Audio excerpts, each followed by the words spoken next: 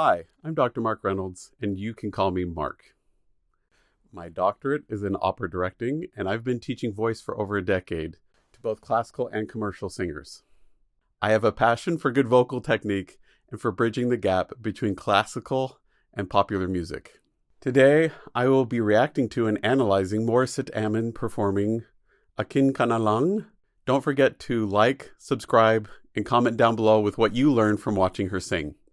After my initial reaction, I share one vocal tip and one performance tip of what you can do today to become a better performer. Here we go.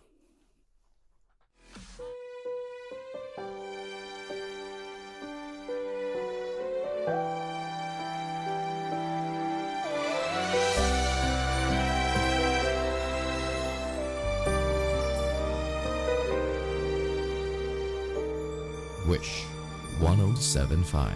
Bakit hindi mo maramdaman? Ikaw sa akin ay mahalaga. Ako sa'yo'y kaibigan lamang. Paano nga ba't di ko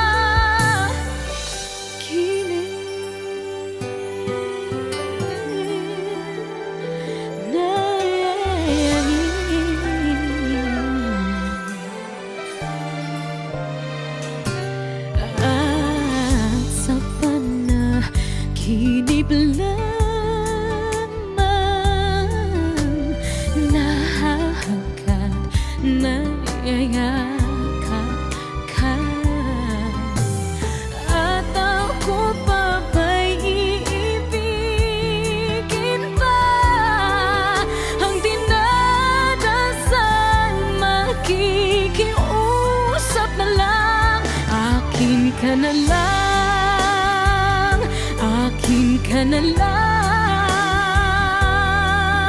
ang dinadasal sa araw-araw. Akin ka na lang, akin ka na lang,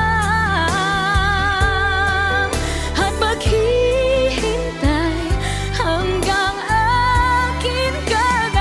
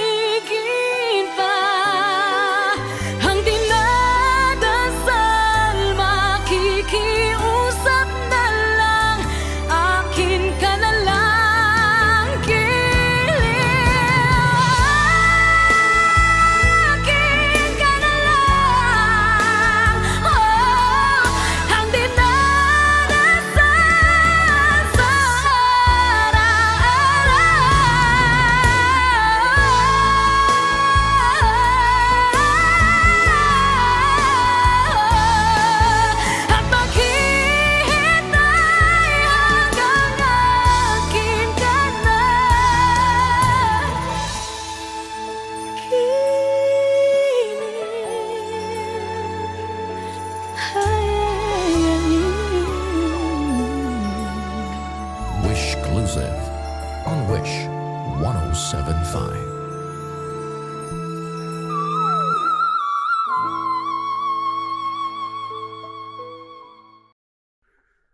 Gorgeous. Totally makes sense why people are saying she's the Mariah Carey of the Philippines.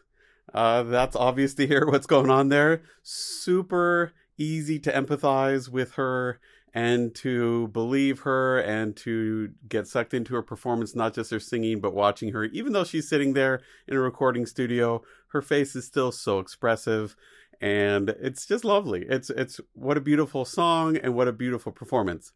There's a few things that, as a teacher, I like to geek out a little bit on this video in specific because it gives us a close-up view of her face and especially what's going on with her tongue and her jaw and really what's going on up here, which is really cool. One of the things that I also really appreciated about watching her is that there was no visible tension here in her jaw and in her throat and in her tongue or face or eyes that didn't belong. So that was really, really exciting to see that display of really excellent vocal technique that led to a really consistent sound that was really appropriate for this style. Side comment, are there a few things with this style and with Mariah Carey that I think are danger zones? I think there's a real temptation to want to overpressurize that voice and consequently could lead to some vocal fatigue and vocal damage in the long run. And there's a few of those hints that I was wondering about as I was watching this video. Does that mean she's a bad singer or something's going wrong? No. But it would be interesting to see what would happen if we really spent some time in the studio working on making sure we're keeping in a really balanced phonation, and to see if once we found that really balanced phonation, if she's not already there, she might already be there. But my guess is if we're in the studio, we could probably get an even more consistently balanced phonation, and then see what would happen to the style and see if we could still keep the important stylistic elements that she's wanting here. I think we could. I think we could get it so it's even easier for her to sing. And in watching some other videos too of her sing, I think there's something that could be done here. Again, does that mean she's a bad artist or not good enough? No, not at all. She's excellent. There's a reason why she's doing so well. But as any human, there's something to improve upon, and it's a teacher's job to look at what we could do to make them even better as a singer and performer. And that's where my eyes were drawn to. The singing tip I want to talk about today is the tongue. Her tongue is in a sweet position. I love this video because it shows us, you can see in moments like this,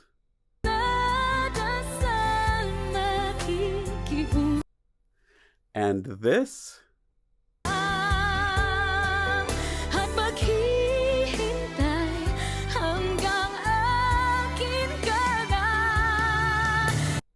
that her tongue is just sitting there. If this is my bottom teeth and this is my tongue, it's just sitting there forward.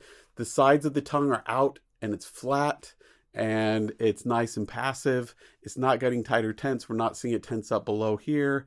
And consequently, that tongue is staying out of the resonant space and keeping things nice and open and creates this really clean, clear sound. Love it. Well, what can you do today to help release tongue tension and to get that same result? Well, one thing you can do is just to let your tongue hang out of your mouth while you're singing a little bit.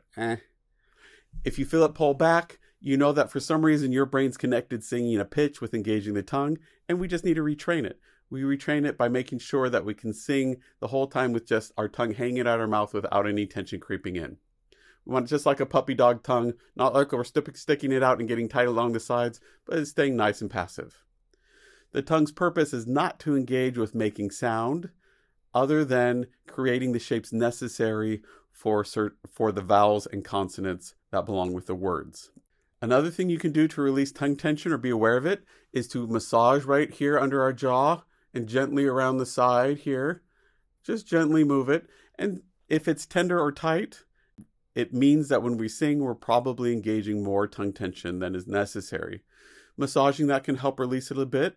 It can also help just as you're singing to keep your hands here so you can feel when it gets tight and tense and when it doesn't release, so that your body has that immediate feedback and can release it.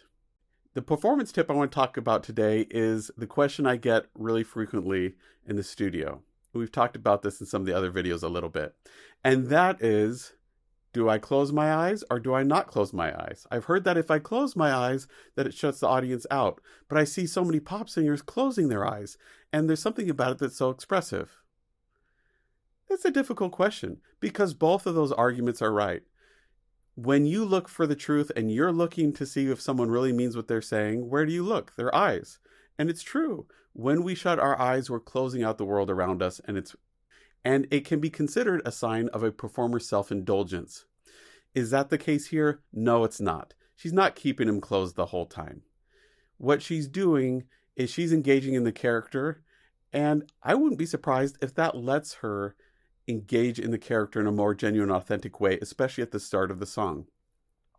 She's able to shut out this studio, this really pretty sterile environment, and engage her imagination.